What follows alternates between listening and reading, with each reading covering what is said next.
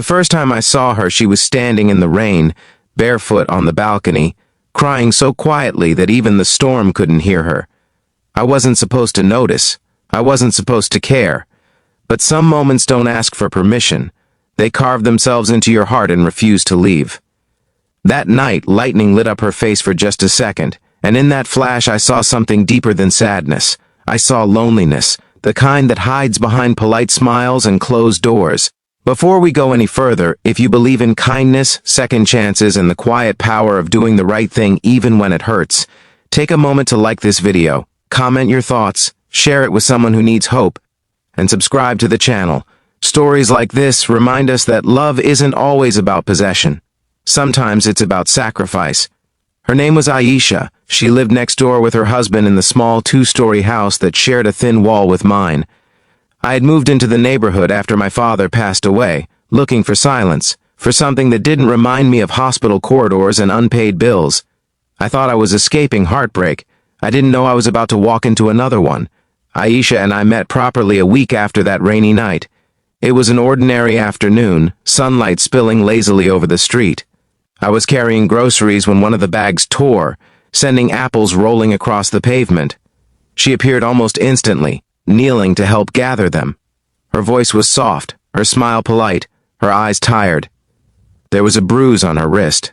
I told myself not to assume, not to imagine stories that weren't mine to tell. She was married. Whatever was happening in her life was none of my business. But something about the way she avoided eye contact when her husband's car pulled into the driveway made my chest tighten. Her husband, Imran, was everything I wasn't. Loud, confident, well-dressed, always on the phone discussing deals and deadlines. From the outside, they looked like a successful couple.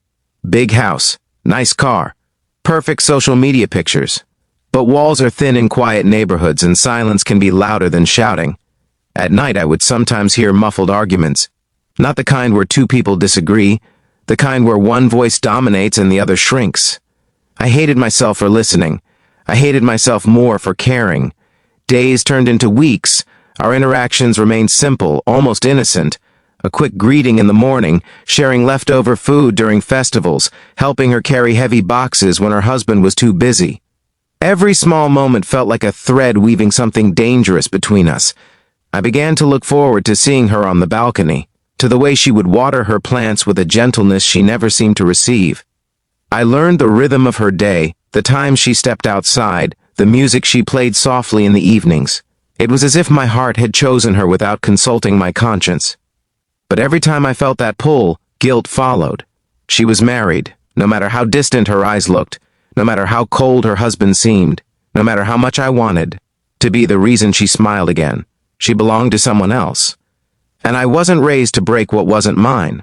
One evening, the power went out across the neighborhood. Darkness wrapped around the houses like a secret. I was sitting outside when I heard a faint sob. It came from her backyard. I didn't plan to walk over. My feet just moved. She was sitting on the steps, her face buried in her hands. The moonlight revealed a small cut near her lip. My stomach twisted. She tried to wipe her tears quickly when she saw me, forcing a smile that fooled no one. In that quiet darkness, without electricity or walls or pretense, she looked small, human, fragile.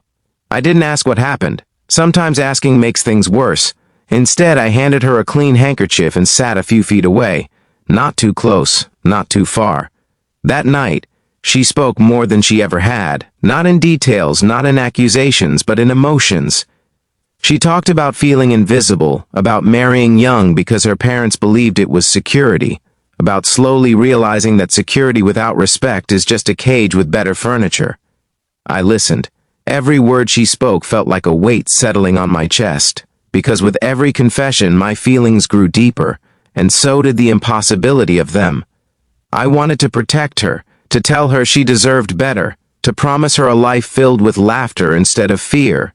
But what right did I have? I was just the neighbor, the outsider, the man whose heart was crossing lines his mind was desperately trying to redraw. After that night, things changed between us, not openly, not dramatically, but subtly. Our conversations lingered longer. Our silences became comfortable.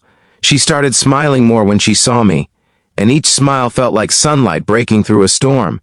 but happiness built on cracks is unstable. One afternoon I saw Imran yelling at her in the driveway. It wasn't loud enough for others to notice, but I was close enough to see the anger in his gestures. She stood there, head lowered, absorbing words like they were blows. Something inside me snapped. For the first time I felt anger overpower guilt. I wanted to step in, to tell him to stop, to expose whatever pain he was causing behind closed doors. But interfering would only make things worse for her.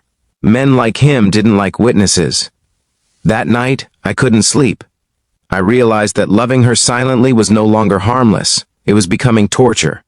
Every bruise, every forced smile, every whispered confession was carving her deeper into my heart. And yet, loving her openly would destroy everything. Weeks later, she knocked on my door. It was late. Her eyes were red, but her face was calm in a way that scared me. She told me she had decided to leave. Not because of me, she insisted, but because she finally saw her own worth. Hearing that should have filled me with joy. Instead, it filled me with fear. What if people thought I was the reason? What if her husband blamed her, hurt her more? What if she was stepping into uncertainty without support? She moved out 2 days later, staying temporarily with a cousin across town. The neighborhood buzzed with gossip. I kept my head down, pretending I knew nothing. But inside, I was battling myself. Did I love her enough to step forward, or did I respect her enough to step back? Time passed. She found a small job at a local school. She started attending counseling. Slowly, the heaviness in her eyes began to fade. When we met for coffee in a crowded cafe weeks later, she looked different. Not happier exactly, but stronger. She thanked me for listening during the darkest days of her marriage. She said knowing someone saw her pain made her feel less alone. In that moment, I realized something painful and beautiful at the same time. Sometimes love isn't about being chosen. Sometimes it's about being present. I had loved her when she was unreachable. I had loved her when it was wrong. But what mattered most was that I never used that love to manipulate her decisions. I never told her to leave for me. I never made her feel indebted. She chose herself. And that choice was more powerful than any confession I could have made. Months later, when her divorce was finalized, she stood outside her new apartment holding a small potted plant, the same kind she used to water on her old balcony. She smiled at me, not with sadness, not with desperation, but with peace. We didn't rush into anything. We didn't turn our story into a dramatic romance. We allowed space, healing, growth. Because real love isn't about timing, it's about readiness.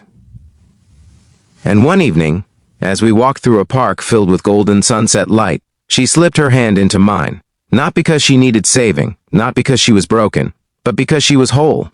If this story touched your heart even a little, if you've ever loved someone at the wrong time or chosen respect over desire, please take a moment to like this video, share it, and subscribe. Your support keeps these real, emotional stories alive. And before we end, I have a special request. Comment the word worth below if you believe every person deserves love that doesn't hurt. I learned that loving someone who is already married doesn't automatically make you a villain. Acting selfishly does. Crossing boundaries does. But choosing patience, choosing respect, choosing to protect someone's dignity even when your heart is breaking, that's a different kind of love. It's the kind that waits. It's the kind that lets go. And sometimes, if life is kind enough, it's the kind that finds its way back when the timing is finally right. I loved my neighbor when she was someone else's wife, but in the end I loved her enough to let her become her own person first. And that made all the difference.